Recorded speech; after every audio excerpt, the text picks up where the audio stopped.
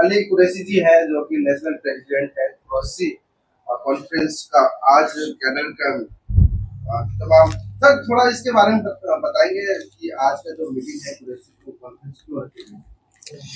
देखिए, कुरैश कॉन्फ्रेंस की आज की मीटिंग का पर्पस जो है ये एक सेंट्रल कमेटी की और स्टेट के प्रेसिडेंट की मीटिंग है, और जिसमें झारखंड, बिहार, महाराष्ट्र, यूपी, दिल्ली, राजस्थान यहाँ से जो है सभी लोग आए।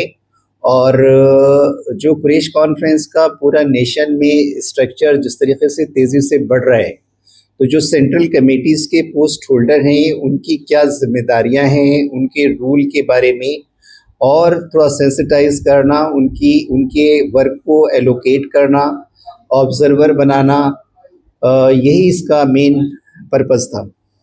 क्या उद्देश्य है मतलब इसको लेकर के आगे आप मतलब स्टार्ट करने वाले? कुरैश कॉन्फ्रेंस ने इस आज के एक दिन के इस अधिवेशन में ये तय पाया है कि बहुत जल्दी हम हर ज़िले में स्टेट प्रेसिडेंट के ज़रिए 4 कमेटियाँ, जो कि आसानिका कमेटी, एजुकेशन की तालीम की कमेटी, कारोबार की बिज़नेस की कमेटी और लीगल कमेटी, और जो 2 मेन यूथ विंग और वुमेन विंग और पॉलिटिकल एम्पावरमेंट, तो हमने सभी अपने रिस्पेक्टेड स्टेट प्रेसिडेंट से गुजारिश की है, जो कि कुरैश कॉन्फ्रेंस 13 स्टेट में एक्सपेंड हो चुकी है, तो सभी रिस्पेक्टेड स्टेट के प्रेसिडेंट से गुजारिश की है कि वो एक टाइम बाउंड 3 मंथ्स का एक सजेशंस है। अगर रमज़ान की वजह से कुछ और इसमें टाइम का एक्सटेंशंस हुआ तो 1 महीना और उसमें एक्सटेंशन दिया जाएगा। मतलब 120 डेज़ के अंदर ये जो कमेटियां हैं ये कमेटियां फॉर्म हो जाएं, और ये इसका मेन हमारा यहाँ का आज का डिसीजन है। अच्छा, कुरैश कॉन्फ्रेंस भवन के लिए बहुत समय से बातचीत चल रही थी, इसके बारे में आपका क्या विजन है कि कब तक ये बन के तैयार होगा या इस पे कब से आप कार्यवाही मतलब काम चालू करेंगे? कुरैश भवन को लेके जो पहला सेशन था उसका सबसे मेन एजेंडा कुरैश भवन की प्लानिंग ही थी, और जिसमें ये तय पाया गया है कि कम से कम 5 बीघे में कुरैश भवन बने। कुरैश भवन हमारी एकता का प्रतीक हो, वो ईंट गारे का एक इमारत ना हो, वहाँ से लोगों के जो सपने हैं वो पूरे हो, इनकी लीडरशिप क्लासेस लगे, विमेन का एम्पावरमेंट हो, बुज़ुर्गों का प्रॉपर तरीके से जो काउंसलिंग है वो सब चीज़ें उनकी सलाहियतों को यूज़ किया जाए, स्किल डेवलपमेंट सेंटर का हिस्सा बने, जो लोग दिल्ली आते हैं पूरे देश से उनके ठहरने की एक जगह बने। तो इसको हमने दिसंबर 2027 तक इसको प्लान किया है, और ये 5 बीघे में हो, कम से कम 20 करोड़ का इसका बजट अभी एक किया है, एक कमेटी गठित की है जिसमें हाजी अफसर कुरैशी साहब को कुरैश भवन कमेटी का इनको हेड बनाया गया है। इनके साथ अब्दुल रशीद साहब जो कि एडवोकेट है सुप्रीम कोर्ट में, और जस्टिस अब्दुल सत्तार साहब के बेटे हैं, उनको उस कमेटी में रखा गया है। तंजीम साहब को रखा गया है। हमारे असलम कुरैशी साहब जो कि साइंटिस्ट हैं, आलिम हैं, इंजीनियर हैं, वो उसका हिस्सा रहे हैं। हाजी शहजाद साहब जो कि एक बहुत ही अपराइट बिजनेसमैन हैं, उसको उनको रखा गया है। ये कमेटी को पावर दी जा रही है कि वो इसके एसओपी बनाएं, इसका ड्राफ्ट बनाएं, इसका बजट तय करें, इसके बारे में एस्टिमेट लगाएं, इसका मॉडल बनाएं, और ये वर्क के अंदर क्या फैसिलिटीज़ होंगी इस भवन के अंदर, किस तरीके से ये एक हिस्सा बनेगा, और देश में जितने भी ज़रूरतमंद लोग हैं हम ज़्यादातर इसको ओपन रखेंगे कि और भी कम्युनिटी के जो ज़रूरतमंद लोग हैं इससे बेनिफिट लें, और कम्युनिटी को एक जगह करने का एक ये केंद्र बने। तलवर साहब, बहुत सुनने में आया है कि जो मीट का कारोबार करने वाले हैं सबसे ज्यादा परेशान रहते हैं।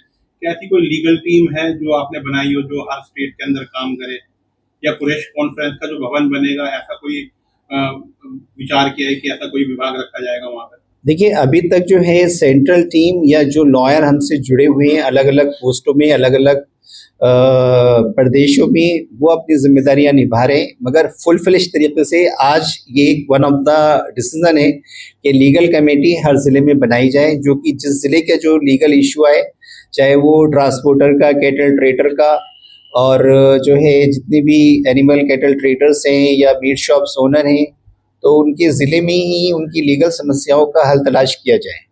तो ये हर ज़िले में प्रदेश अध्यक्ष जी को निवेदन किया जा रहा है उनको कि वो अपने सब ज़िलों में जो है एक लीगल कमेटी ज़रूर इसको फॉर्म करें। जिस प्रकार की वर्तमान सरकार की जो जैसी मंशा है, क्या ये सब संभव है?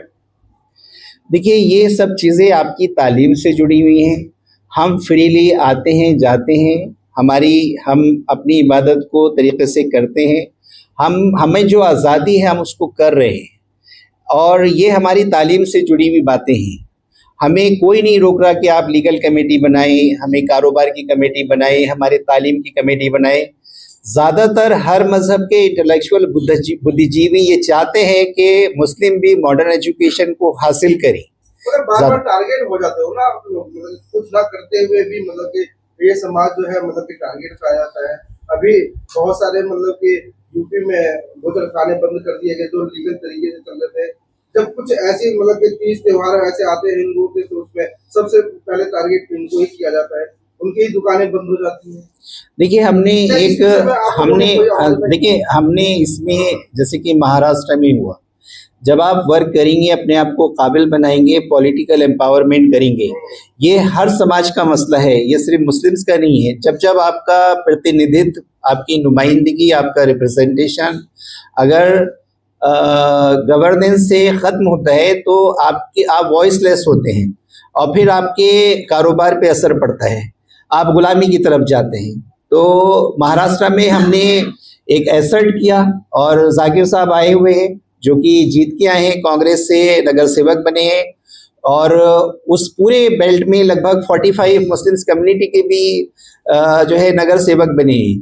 तो जब आप पब्लिक के इश्यूज़ को एक सही तरीके से उठाएंगे तो लोग जो है उनको मौका देते हैं। पॉलिटिकल एम्पावरमेंट में हमने खुद सोचा है एक रोड मैप ज़रूर हम लोग रेडी करें।